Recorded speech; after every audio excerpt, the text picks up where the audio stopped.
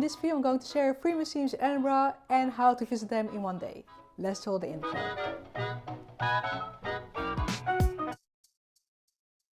And our trip starts at the Scottish National Gallery of Modern Art. I love this gallery. It gave me inspiration for my own art and it was really easy to follow. Just follow the numbers and you can see everything. And the cool thing is that it's not only inside, but they also have sculptures around the building. They also have a second building, but unfortunately it was closed. I tried twice, but it was closed when I went. The Scottish National Gallery of Modern Art is the perfect beginning of this trip. And from here we're going on a nice walk to the next museum. And you will pass the village, so don't forget to check it out. And you will also pass some other beautiful stuff. And from there we're going to the Scottish National Gallery. I have to say that this kind of art was less my style, but it was really beautifully decorated. It's also an amazing place to learn about the history. This museum is a lot more touristic, so it was a little bit more crowded, but it was definitely worth to check it out. And then you arrive at the Museum of the Mound. And this museum focuses on money, economics and the history of the pound. One thing I liked about this museum is that they have like interactive games, which makes it a little bit more interesting and playful. You even could win prizes. And who doesn't love prizes?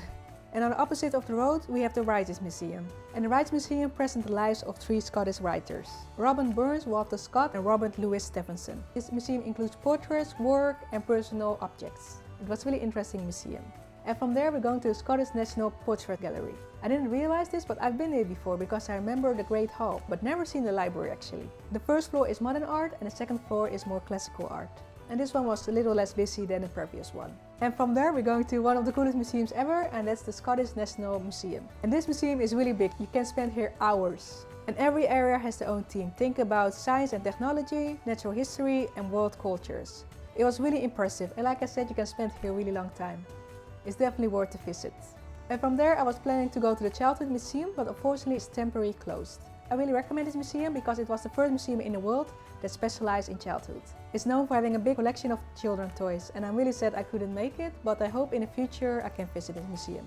And the next museum on the list is the People's Stories Museum. For me it was a little bit scary with all the dolls, but it got really interesting stories. The stories are about the working class from the 18th century till the present day. On the opposite of the street we have the Museum of Edinburgh, and it was bigger than I expected.